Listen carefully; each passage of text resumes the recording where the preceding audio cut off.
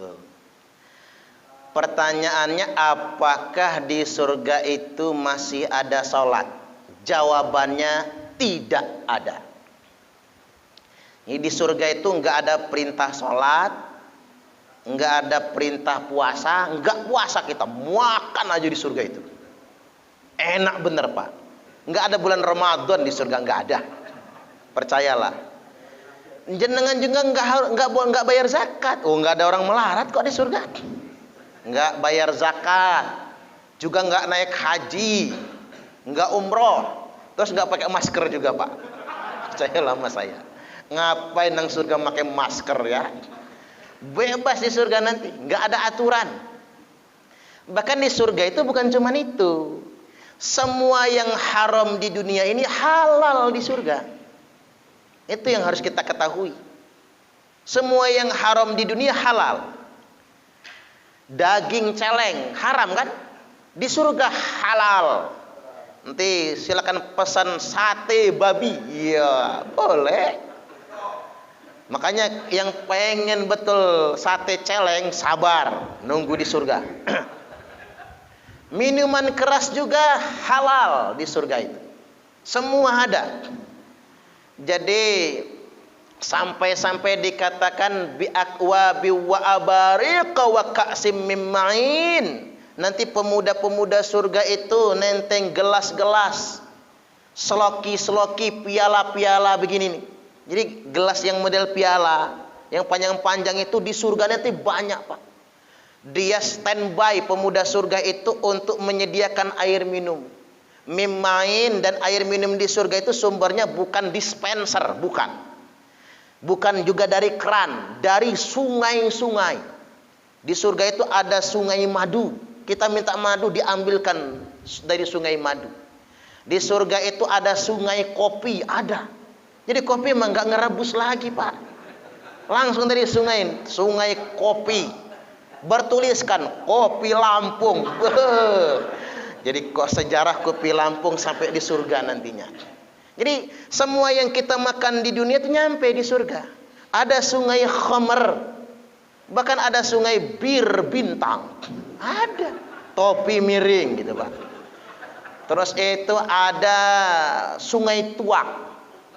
Horas dari Medan. Waduh. Jadi ada lapo tuaknya gitu. Dari sungai-sungai. Semua yang haram jadi halal di surga itu. Dan tidak mabok. Jadi kita minum khamar di surga itu tidak mabok. Saya sampai ngayal, jangan-jangan di surga ada narkoba juga ya. Ada sabu-sabunya gitu ya Pak.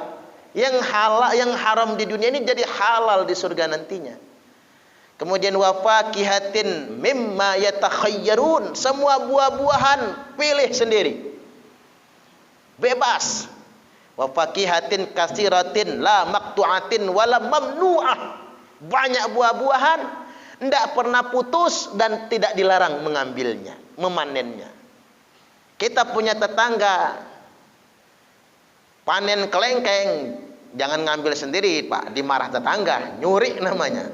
Minta dulu, nggak dikasih. Nanti tunggu seminggu katanya. Setelah seminggu habis sama kampret. Dicuri duluan, habis kelengkengnya, nggak sempat makan lagi. Tapi di surga bebas kita ngambilnya. Dan katanya sih pohon di surga itu kan akarnya yang di atas, buahnya yang ke bawah. Dipetik apel, nongol apel yang baru. Lama tuatin soalnya kan. Dipetik anggur, nongol buah anggur yang baru. Diambil tandan pisangnya, nongol tandan yang baru. Dan sudah matang. Termasuk Pak, bapak-bapak yang pengen betul poligami tapi nggak berani. Nggak ada nggak kira-kira di sini nih? Banyak ya Pak. Barang ngarep banget pengen poligami ya, tapi ikatan suami takut istri. Sabar ya Pak. Jenengan ngempet rasa di dunia, pengen poligami nggak berani. Ada yang berani tapi nggak punya modal. Umpama ya Pak, sampai ngayal andaikan saya sugih misalnya kan. Umpama ini udah sugih ternyata nggak berani. Sabar, yang ngempet sabar. Di surga nanti semua laki-laki poligami. Satu laki-laki jenengan Pak dikasih 70 bidadari. Allahu Akbar. 70 bidadari. Dan bidadari ini terserah kita mau garapnya, terserah kita, halal. Dan bidadari nggak ada yang jelek, cantik semua, hidungnya mancung, nggak ada yang blesek, nggak ada. Pokoknya langsing Pak. Kemudian bidadari itu yang paling jelek adalah yang paling cantik apabila dibandingkan dengan semua orang yang cantik di muka bumi ini. Berarti kalau kita berandai Luna Maya, nggak level lah. Dewi Persik nggak sekulat-kulatnya itu. Kalau kita mau pikir-pikir kan. Nah, satu kita dikasih 70. Apa istri nggak ngambek? Tidak. Di surga itu tidak ada yang cemburu satupun. Jadi jangan ngebayangin Pak jenggut-jenggutan gitu ya. Istri di surga itu enggak ada yang cemburu satupun. Di satu sisi kita tidak lagi dibebani kewajiban. Di sisi lain semua yang dilarang diperbolehkan. Di sisi yang lain lagi semua yang kita inginkan Allah berikan. Allahu Akbar. Mudah-mudahan kita ini semua masuk surga. Allahumma amin. Amin ya rabbal alamin. Makanya di dunia sementara capek nggak apa-apa Pak. Coba jangan nganti gosong coba. Nanti kuru ya Pak ya. Ganti kuru di dunia ini. Ya ini dunia itu ad-dunya sijnul mukmin soalnya. Dunia itu penjaranya orang beriman. Kita ini nggak boleh loh Pak terlalu senang di dunia. Terlalu bahagia di dunia itu nggak boleh. Karena dunia ini buat orang beriman bukan surga. Buat orang beriman dunia ini penjara. Makanya orang Islam itu Allah kasih ujian banyak. Ada yang diuji melarat, ada kan? Ada yang diuji pas-pasan.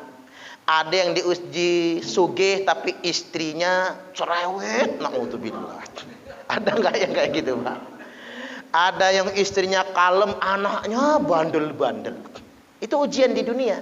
Ada yang istrinya baik, anaknya baik, tapi penyakitan dianya. Kita ini di dunia itu memang Allah nggak mau ngelihat orang mukmin itu terlalu pol 100% senang, nggak mau. Kita ini seseneng-senengnya kita, sebahagia-bahagianya kita, sejahtera-sejahteranya kita, tetap Allah kasih susah. Tujuannya biar apa?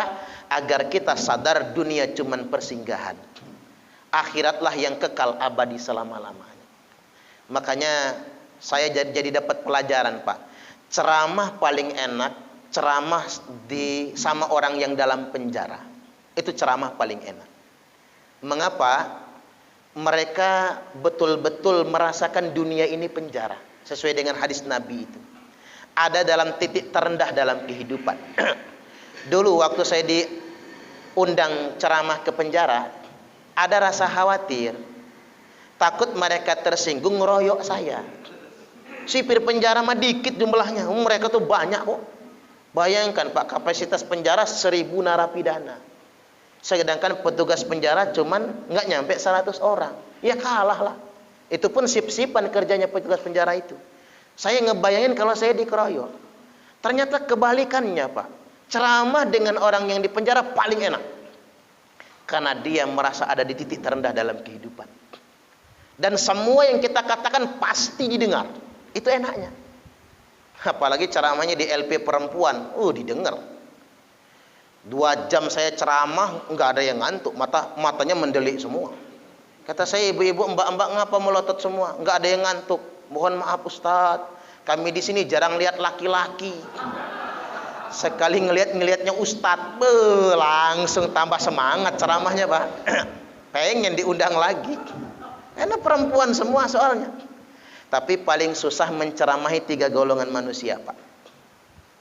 1, pejabat yang sedang takabur, susah. Pejabat itu kan kadang-kadang pena aja ajudan yang bawa. Kacamata aja ajudan yang naruh. Sendal aja ajudan, kan takabur tuh. Biasa dilayani. Itu kalau kita ceramah selip dikit tersinggung dia. Bukan kita yang dimarahin, ajudannya yang kena marah, nanti asistennya. Ngapa lu ngundang Ustadz Parman itu? Kena marah kan? Gara-gara tersinggung ceramah saya. Yang kedua yang susah diceramah itu orang kaya yang lagi sombong. Susah Pak. Makanya saya salut kalau ada orang kaya dermawan. Orang kaya tapi tawadhu, itu luar biasa. Karena orang kaya itu rata-rata takabur. Umumnya ya. Makanya saya pernah ceramah ikatan pengusaha, tapi nggak usah disebut pengusaha apa ya. Pengajiannya nang hotel, kita di masjid, dia di hotel. Saya ceramah, Pak, itu ceramah berbuka puasa. Jam 5 sudah mulai ceramah. Enggak ada yang ngedengerin saya. Karena mereka tuh mejanya bundar gitu. Masing-masing di meja bundar itu kan, ngobrol masing-masing. Payah orang kaya ini pikir saya. Diajak serius, enggak gubris. Begitu saya ngelucu, enggak ada yang ketawa satupun. Saya bulu kuduknya langsung merinding, reng reng reng. Itulah ceramah paling sengsara dalam hidup saya. Ternyata enggak bisa menceramahi orang kaya yang sedang takabur. Coba kalau orang kayanya sedang diselidiki KPK, nangis datang ke rumah.